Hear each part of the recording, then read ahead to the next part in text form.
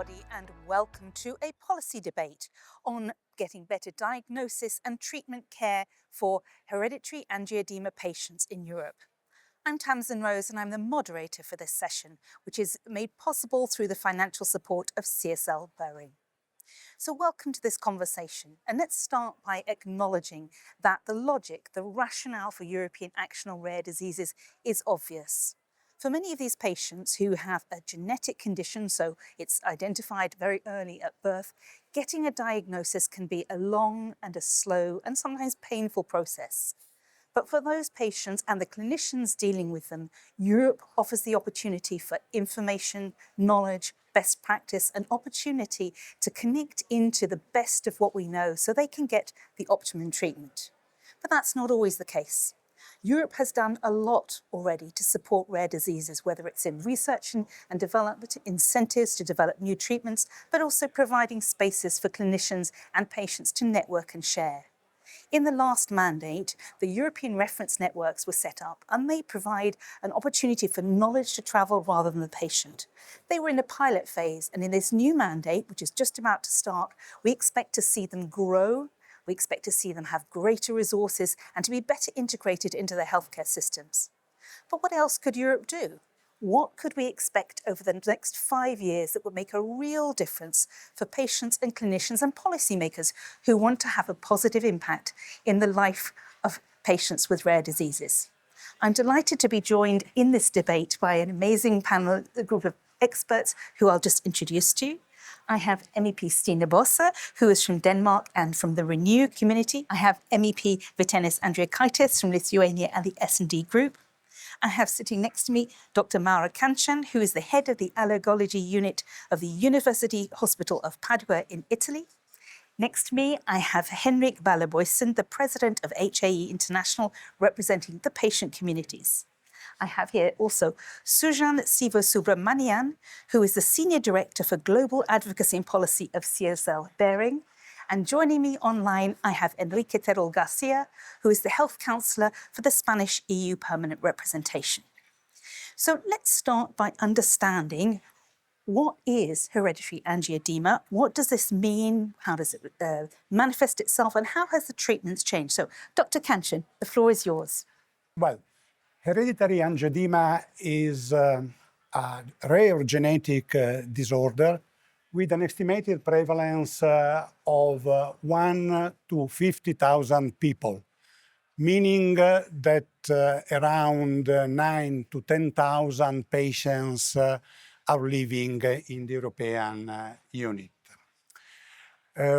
Both female and males are equally affected, and this condition may be transmitted to offspring, even though around 20% of our patients have not actually inherited the genetic disorder by their parents, but they represent what we call new mutations, de novo mutations. That's meaning that the mutations is running during the embryogenesis. The term angioedema comes from ancient Greek and combines two words, angeio, vessel, referring to blood vessel in this case, and edema, swelling, indicating that this disease is caused by increased vascular permeability. Symptoms typically begin in childhood and recur throughout life with variable frequency and severity, both in different individuals and within the same person in different stages of their life. And hormonal pattern can also influence the disease course, and women are usually suffering from more frequent and more severe attacks than male.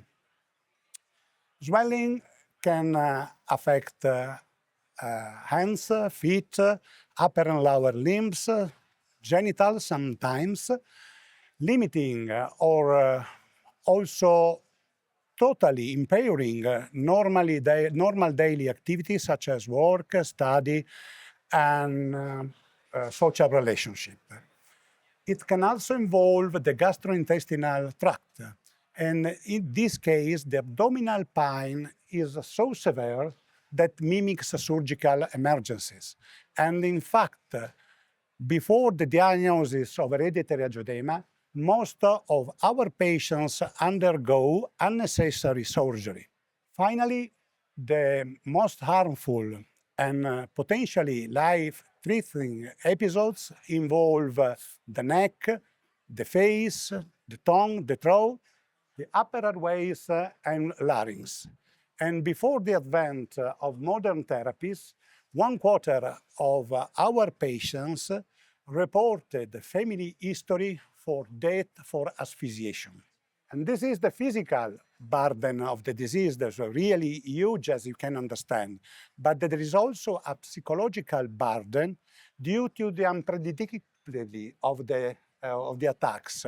They can recur every time in our life. This is the reason that most of our patients and the parents of young patients live in a constant state of anxiety, waiting for the new attack.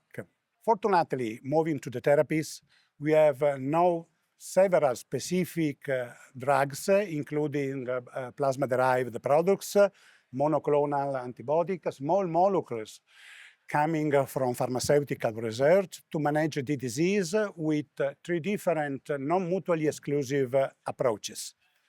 The first opportunity to have always in mind is on-demand treatment of acute attacks to save life and to reduce the severity and duration of swelling.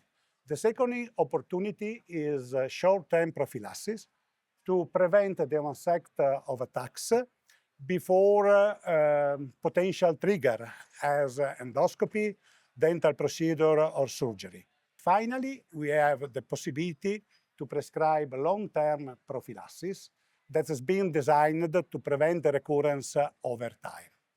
And we have also other innovative drugs on pipeline now. Other drugs have just been approved by the regulatory authorities and will be soon in the market. And the availability of these drugs, as well as an increased attention to patients' quality of life, changed our approach to the disease and its treatment. And according to the more recent guideline published a couple of years ago, the goal now is to achieve complete disease control and give patients a normal life by providing them with enough drugs, enough amounts of drugs, teaching them and their caregivers to self-administer drugs at home as soon as possible after the onset of the attack, because earlier the treatment, better the outcome, and finally considering long-term prophylaxis whenever opportune.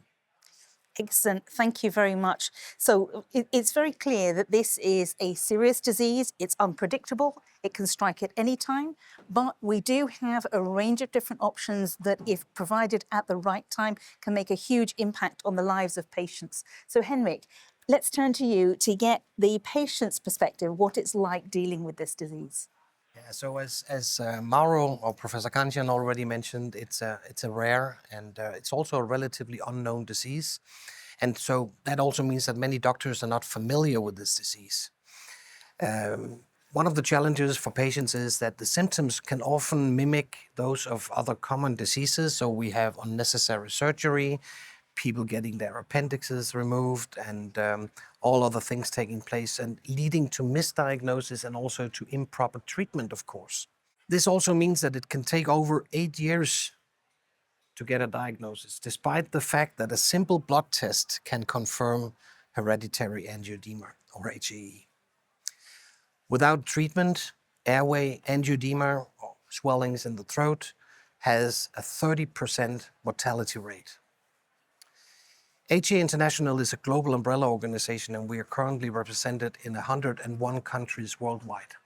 In Europe, we have member organizations in 25 of the 27 member states.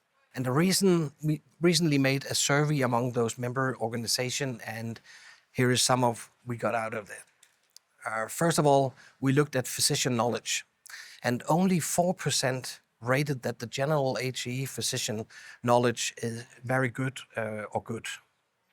And 12% rated emergency room physicians' knowledge at the same level, but only 12 and 4%.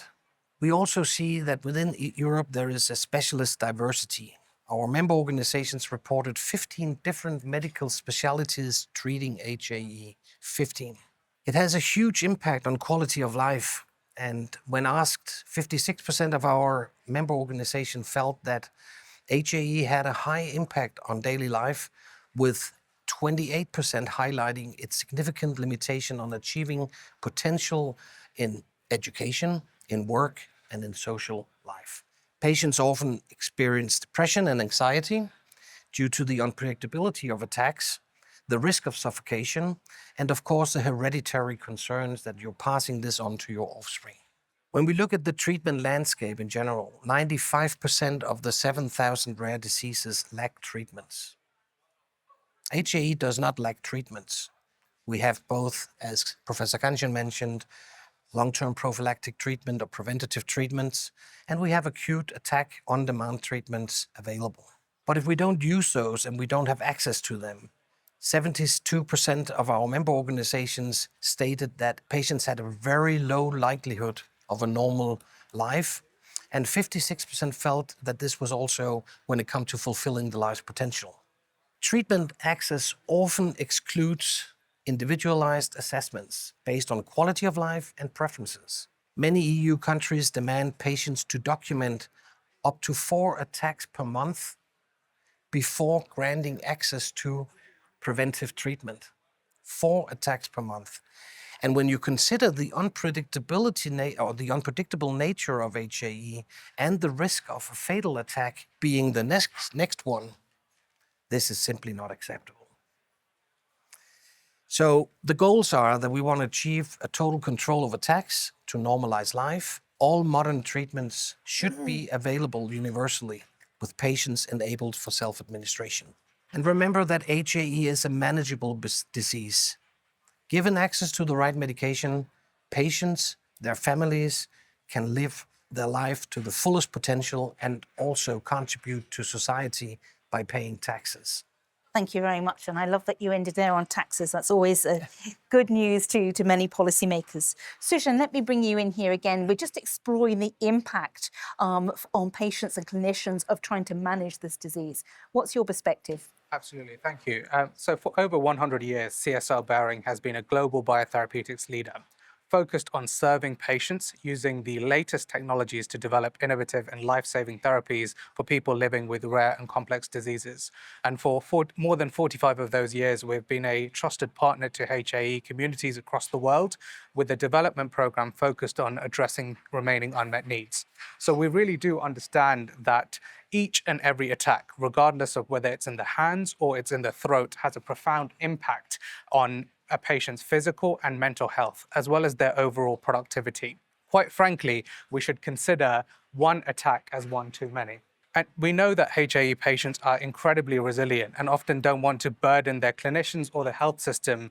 So we should collaboratively create an environment where they feel encouraged and comfortable to share the true impact of their attacks and their treatment burden, and demand that there is modifications to treatment plans through a process of shared decision-making with their clinicians, because they both share a common ambition to be attack-free. In order for patients to work towards this attack-free ambition, we need a collaborative approach to increase education and awareness amongst non-specialists, so that we can reduce the time to diagnosis, improve access to specialist care, and also broad access to modern long-term prophylaxis treatments in line with clinical guidelines without geographical inequalities or additional eligibility criteria which are more restrictive than regulatory licenses, so that clinicians do really have all the necessary tools in order to truly optimize and tailor care to the individual patient needs. We also require continued innovation to ensure that there is incremental improvements to the standard of care, patients' quality of life, and reduced treatment burden. Thank you very much, Sujan. Dr. Cancian, if I can come back to you just to sort of reflect for 1 minute on this issue of unequal access, because we've heard from Henrik that patients, when they have access to the full range of products that can help them manage their lives, can live a full life and be productive and build their lives. But not everyone across Europe has access to that. Yes, indeed. Nowadays we have several medication at our disposal to normalize patients' life, but there are still issues arising from disparity in rules and in economic resources among the different countries in the European Unit. For example, it may happen that after a drug is approved by EMA, it takes a long time before the therapy is introduced in a given country due to the price negotiations between the regulatory authorities and the company which owns or distributes the drug. Other countries may have difficulty covering the cost of the most innovative drugs that are usually more expensive than the older one, of course, because we have to pay the research also for this drug. And thus they can, as example, choose to distribute only one therapy among the several potentially available, or to allow to considering long-term prophylaxis only when the number of the acute attacks is so high to make the life of patients really incredible. And this is not good, of course. And also these disparities does not also affect the access to therapy, but also the diagnosis test, because in some countries we are still lacking the opportunity to diagnose these drugs. This is true especially for the recently described genetic mutations. This is a further issue to be addressed by the European Unit. Thank you. Henrik, let me now come to you, because we've heard that there's been some advances in good practice and care, and a lot of that have been very much driven by the patient community. As in many rare diseases, the patient community have been at the forefront of putting that forward. Can you just give us some examples of how your organisation and patients have helped to shape good quality care? Happy to. So we are just finalizing, as I mentioned earlier, our state of management of HAE in Europe. In the EU, actually, we make a specific report for the EU this time. The first time we did our state of management report for Europe was back in 2011.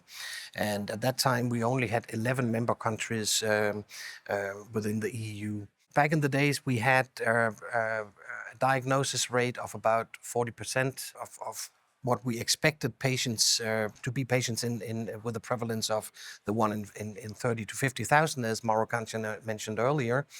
And today we are above the 50% number, of 53% in 25 countries, where the 40% was in 11 countries back then. So we see an improvement in the diagnosis progress, and we also see a shortening in the time to diagnosis, but we still see challenges there. We also, in that state of management report and the survey we made with it, we see that 80% of our EU member organizations, they rate specialist physician knowledge to good or very good. So when it's specialist physicians, it's actually good or very good knowledge. So that is part of the whole education process that both our physicians do, but also that we do together with our patients, and that way, again, back to the physicians. So 75% of our EU countries have at least one specialist center, which is good. Where we have 5 of our EU countries that exclusively host A-Care certified centers. And A-Care, I need to explain, is the Angioedema Centers of Reference and Excellence. It's an initiative by Galen Physician Network in Berlin and HAE International. Together we built the A-Care, or the Angioedema Center of Reference and Excellence program, in order to accredit angioedema centers and bring a better standard to patients and to clinical practice. Worldwide, there are 103 A-Care centers now. These are a couple of areas where we believe that patient advocacy and the work of HAE International has also pushed the bar a bit higher. When we look at treatment access and reimbursement, in 2011, 45% of countries had access to long-term prophylaxis and on-demand to a certain degree for use at home. Not all the drugs and not for treatment at home for everybody. In 24, this rose to 70% and also with self-administration options. So advocacy efforts have truly improved reimbursement for modern on-demand treatments. And with some medications, one or two, fully covered by governmental insurance in 100% of the countries where they are available right now. But we still see significant variability when it comes to licensing and reimbursement of HAE, modern HAE medicines in the EU. And we also learned that governments prioritize rare diseases very poorly. They rank them at 9th out of 10 compared to cancer, infectious diseases, and heart conditions. So there's still a lot to be done, but we believe that there is a good foundation to work from. Excellent. Thank you very much. Dr. Cancian, let me bring you in because we've just heard how patients have made a difference in terms of setting out high qualities of care. What, in your perspective, has been the role of the scientific networks of excellence in helping to build up and make progress for rare diseases? Yes. We have now in Europe a national network focusing on hereditary angioedema, such as Ithaca in Italy or CREC in France, as example, an international network as a care that has just been mentioned by the president of patients' associations, and recently established the working group of the European Academy of Allergy and Clinical Immunology. And hereditary angioedema is also included among the disease addressed by RITA, which is the sections of the European Reference Network, bringing together all the reference centers from rare immune disease.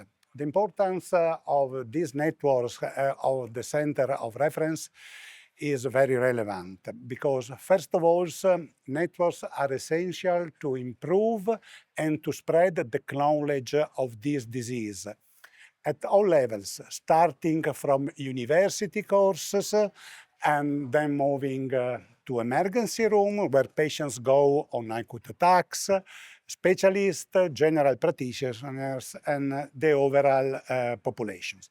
We coined the slogan in Italy by Ithaca that is make the knowledge common. The disease is rare, but we have to make the knowledge of this rare disease common. A second mission of these networks is ensuring that patients receive high quality, multidisciplinary, standardized assistance in every country and in every reference centers, thus allowing them to move, to travel safely around the different countries of the European Union.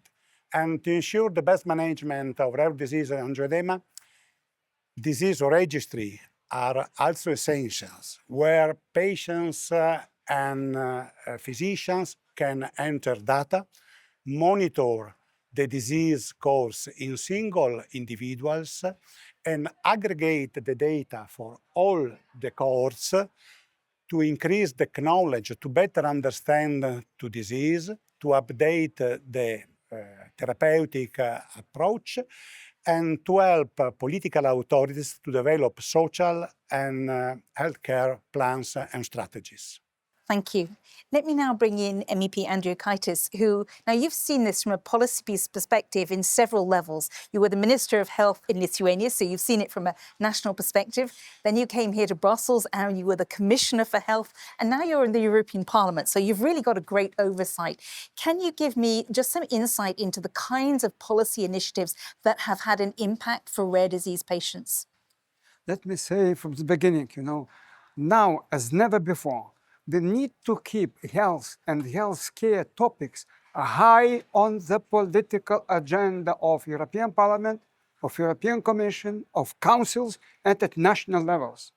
Just we're speaking about one type of rare disease.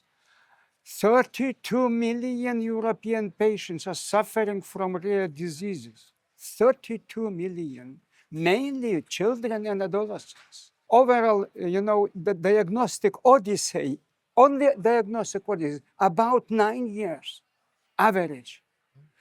You know how many time parents can take to see that diagnosis was done? It is so painful issue.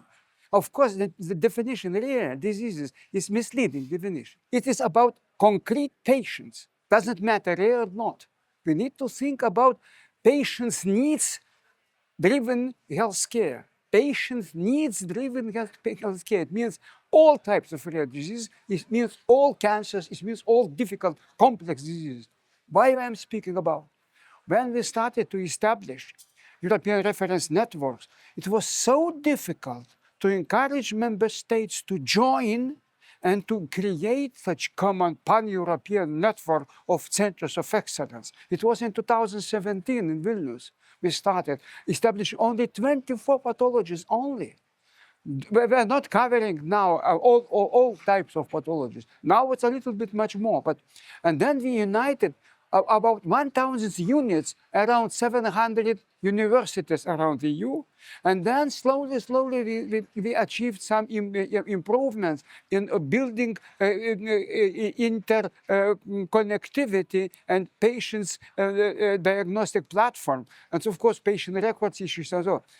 And it is so good opportunity, but from 2017 till now, we are very slow in the progress. Of course, if you ask those my colleagues who are dealing with rare diseases, they see a lack of financial support, or a lack of national attention, lack of the possibilities to encourage member states to cooperate better on those issues. And all this strange mantra in this house also, it's national competence, it's national. No one country can treat patients with rare disease being alone. No one, it is impossible. It's truly impossible. Doesn't matter, Germany or Lithuania, if we are speaking generally. And why we are just raising questions about patients' needs-driven healthcare, needs-driven. You can see now from our colleagues, they showed the patient's needs. And now you see how it is difficult to manage the situation. It means that now as never before, it is very good now this opportunity to use only this one, but we are just speaking generally. We need to push forward debates about how we can change EU-level regulatory frame. How can we improve financial means, financial instruments? How we can establish European Union additional reimbursement scheme which should cover those patients, because it's very, very challenging. It's very costly treatment. And of course, I am so glad not to listen to you now, because from 2017 till 2024, but I see we have. Europe is doing very slow progress in these fields.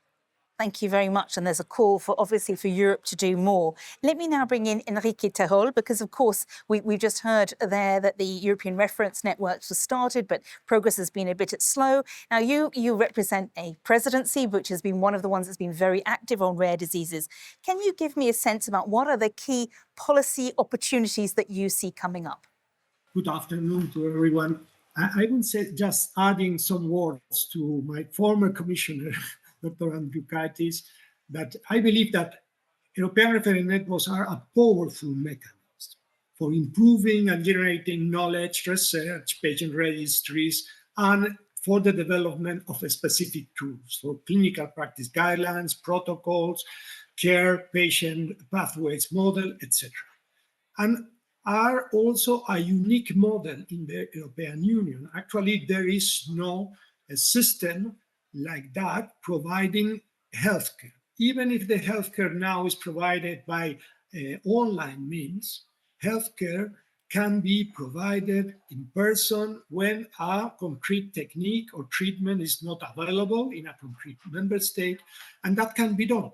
Can be done either, as Dr. Andriukaitis said, by a specific reimbursement mechanism or by using the current mechanisms. The regulation of social security allows us to do it, but we need to have the networks providing the advice to the regulators, to the healthcare ministries or authorities, and letting them work with this assessment.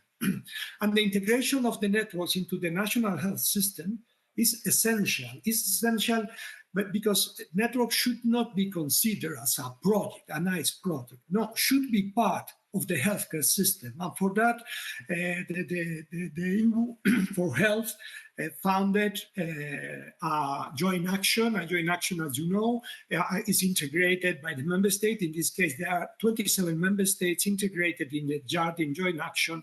And there are the participation of the networks, also patient organization, and its ambitious goal is to really integrate the networks into the national healthcare system, because you have already the nodes of the networks, the members are already in the national healthcare system, but we need to connect them. We need to connect them in a seamless way.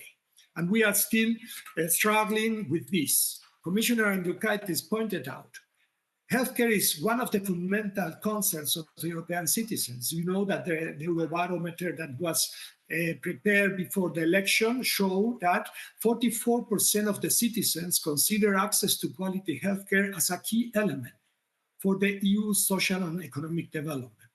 And actually, when you ask them, what is your first choice among the areas that the EU should take action, they say the health should be the main area of priority. So under this frame, where there are very good intentions, but probably with still things to concretize, to make tangible, in June 2024, the Belgian presidency presented Council conclusions on the future of the European Health Union. And that was agreed by all member states.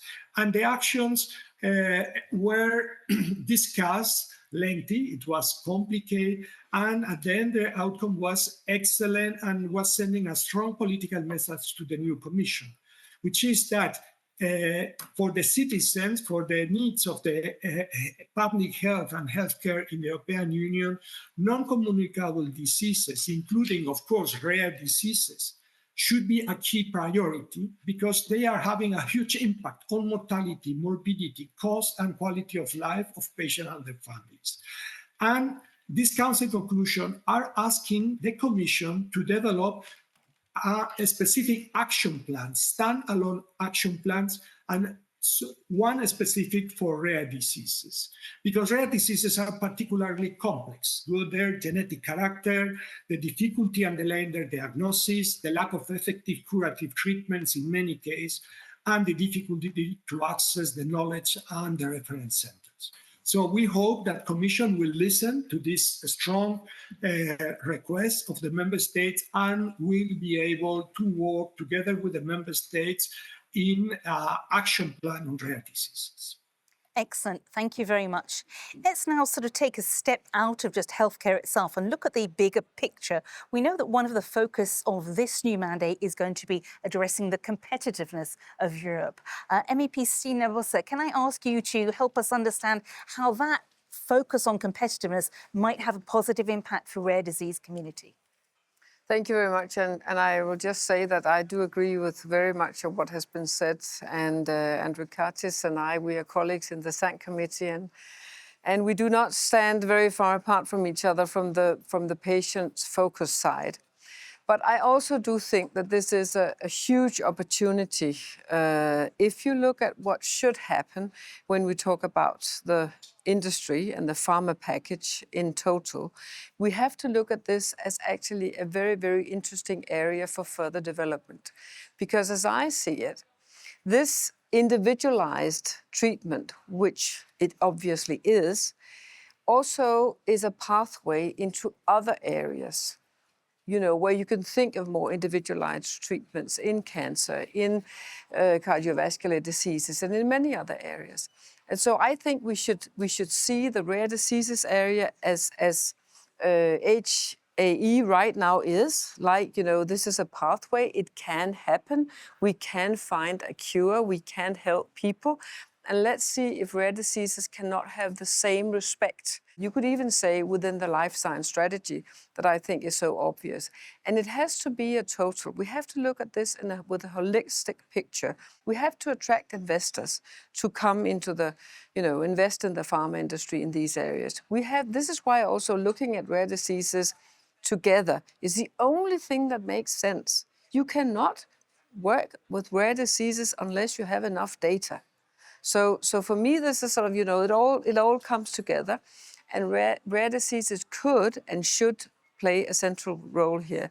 And I also think, and this is back to Niels's comment, excuse if it's because we're both Danes, I don't know, but I do think that it is interesting also to look at the total cost, because I'm not sure, and I'm actually at the moment trying to find out if it is not at the end of the day a better, obviously, but perhaps even cheaper way to find cures, to actually make sure that people do not just go into doors that are locked and blocked and, you can't get anywhere, because that also comes at a cost. One thing is the patient cost, and that should always be the first and foremost, but there is also finances in here. And I'm trying to look up, the rationale behind the finances. And then I want to come with a bit of what I think and hope could be also positive news. If we put together now that, everybody I talk with, people in the street that also could be skeptical to what is this European Union and why should it work on the health issues and so on. When you name rare diseases and explain rare diseases, people say, oh, but that makes sense. So for me, this is also sort of breaking new ground. If you put that together with, in some areas, screening, could think about it. And especially if we know that we can lift, we can actually understand the finances in this.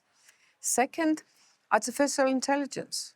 If we get more knowledgeable and we can actually, through digitalization, spread that knowledge, even to the first doctor the patient meets, why shouldn't we think down these routes to make sure that we have a diagnosis much, much earlier? I mean, it's horrible to think about parents with very, very sick children trying to get a diagnosis, and then 8 years after, at average, there might be a diagnosis. This has to have a different pattern. So if we can use all the technology that we have, we can use data, we can have many more clinical trials cross borders. We can really attract also the industry to be, into this really. I do think that there is light at the end of this tunnel, and I am very, very clear that I really want to work on this and make it happen. Thank you. And of course, you've mentioned the upcoming life sciences strategy. We have a number of other legislative opportunities to see how we can make sure that rare diseases are properly addressed, including the Biotechnology Act, the Critical Medicines Act. You mentioned the power of AI. We have this new European health data space. If we can make it work, the power of that knowledge to generate new breakthroughs, new insights, to see new patterns, there's tremendous opportunity that could lead to some of those things. Just before I move on, I'm going to come back to you, Enrique, if I can. Maybe you could just briefly tell us a little bit about how Spain contributed to the newly adopted global UN resolution on rare diseases, because if the logic of operating at European level makes sense for rare diseases, there's obviously a global rationale as well. So just briefly, could you just tell us about that? Yes, with pleasure. So, as you have mentioned, Spain, for Spain, rare diseases are a clear priority. And looking at that, we were one of the main supporters of the recent United Nations resolution on rare diseases that was adopted in 2021. And Spain was one of the co-sponsors. After this time, now we decided, we talked with other member states, and it's the time to have a specific resolution of the World Health Assembly on rare diseases. The idea is to have this resolution adopted in May 2025. And with a concrete request to the World Health Organization to present a global action plan that will make possible to standardize the access to the social and health resources available for rare diseases around the world. Along this plan, if we are able to have a European action plan and a global action plan, I think it's an excellent, a very important opportunity to really push to have rare diseases on the top of the agenda of the healthcare systems in Europe. Thank you very much, Enrique. So you've mentioned the links between global and European level, and now let's explore why we need to go beyond just an action plan, why we need to turn it into something more well-defined. So, Andriukaitis, can you tell us a little bit more? It's all very well having an action plan, but an action plan can sit in a desk. How do we turn that into a real multidisciplinary strategy that has real impact? But let me tell you, without possibilities to establish very comprehensive strategy, which should include action plans, which should include all relevant actors, include all member states, and advise what they can do together. It is impossible to see possibilities to unite. Look, can I tell you, it was in Belgian presidency, it's very excellent journal. And some experts proposed summary proposals on the effectiveness to address needs-driven treatment. To initiate the development of a general approach and common framework with criteria for identifying health-related patient societal needs, first of all. Second, to draft an European strategic plan towards responding to the most pressing patient societal needs, including this type of disease.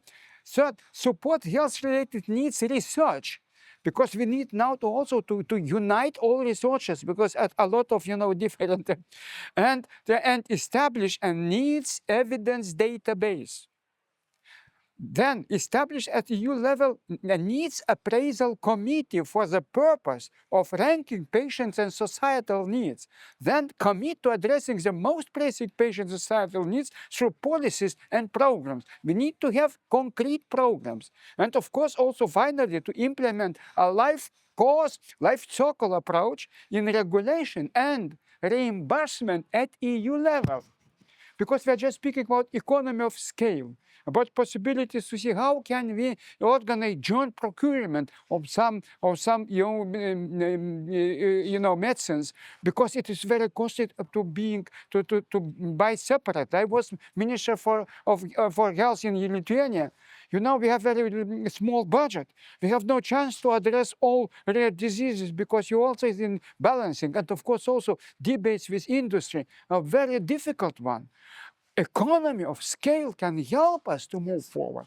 And of course, it can be more predictable to those industries who are developing those medicines, because they can see that, yes, in 5 years they are so more or less they are sure that those medicines should be delivered to patients and they will receive some financial flow. Otherwise, bankruptcy is a very difficult issue. Now, as never before, we need to think about those recommendations. Stine, let me bring you in. A couple of quick ideas on policy opportunities in the coming mandate. No, I think definitely the policy opportunities are clear. Policy opportunities are definitely to take this on board in the Critical Medicine Act, make sure that we actually focus on this also, to make sure that there is this pathway, and then also to be probably a bit direct to the industry and say, we really want to make this possible for you. And we understand the fact that, you're an industry, you're in private industry, and this needs to be also something that you can finance. This brings in also the investors. I'll come back to that. But also here, say to industry, you also have to be creative. You also have to help us understand, what dynamics can work for you in this area, and then we can also make sure that the political pathway is clear and supported. And when talking about the investors, the other day I was talking in a setting like this, and it is also, even if this is a detail, it's also a question of how do you rank investments in upstart businesses, rare disease focused, in the way that you actually have to add capital if you're a pension company. You know, if that is a heavy burden, lots of capital load, then they will say, oh no, this is probably too difficult for us. So there are many, many areas where we can actually do something specifically to fuel this area. And I look forward to work with this in the life science strategy. And I really think that life science strategy is about patients in the center, but then it has a lot of ingredients around it, including, of course, the pharma industry, including us as politicians, sitting close and listening close to what is really needed. But it also has to bring on board the investment side of things, because that will really fuel it at the end of the day. Thank you. Sujan, let me bring you in. We just heard that sort of welcome outreach to bring industry to the table, have a frank conversation to say what works and how do we make this a place for innovation and risk-taking. What do you see as a couple of policy opportunities over the coming years to make a difference? Absolutely. I think it's really important that we maintain continued investment for incremental innovations that provide greater choice for patients and clinicians. With advancements in treatments, the role of novel therapies is not always to improve mortality. However, they focus on improving quality of life, productivity, complete symptom control, and reducing treatment burden. And this is still a huge unmet need. We always hear that good is the enemy of great. And this is very much the risk for HAE and other inherited conditions. So in line with the objectives of the EU pharma strategy, we do need to make sure that there is an environment where we prioritize incremental innovation. We take a more holistic approach towards viewing unmet needs and encourage patients to strive towards continuously improving their standard of care, including the attack-free ambition in HAE. So we say, the ongoing review of EU pharma legislations are welcome, but we just need to be cautious that it doesn't have any unintended consequences of disincentivizing R&D investments to the potential detriment of patients. So we do need to continue the EU legacy of supporting innovations in rare diseases, but they have to safeguard strong and sustainable frameworks for incentives or intellectual property protections, especially for orphan drugs or advanced therapy medicinal products, which are often in underserved areas of research or rare diseases where there is a greater unmet need, but there is also greater risk associated with investment. So in short, I think it's more important now than ever that EU continues to use its position on the global stage to champion the needs of those living with rare diseases by ensuring a competitive environment for innovation that does translate into equitable access to the benefit of all patients. Thank you. We're coming towards the end of our conversation, but before we finish, I'd just like to hear from Dr. Cancian, what's the value here of the multi-stakeholder collaboration? We heard from MEP Andriukaitis that it needs to be a holistic approach. Where do you see the impact? Yes, as already highlighted, knowledge in the field of rare disease is always limited due to the low prevalence of these disorders, of course. And therefore, it's essential that patients' associations, clinical and scientific networks, and pharmaceutical companies closely interact each with the other, respecting their respective rules, of course, to promote scientific research, to identify new diagnostic tools, because we are still lacking diagnostic tools, and to facilitate clinical trials with increasingly effective and safe drugs, to ensure that patients receive the best standard of care as possible, and possibly preserving also the economic sustainability of the healthcare system. This is a relevant issue. Thank you. Henrik, the last word should always be for the patients. Yes. Oh, wonderful, wonderful. Well, HAE has come so far.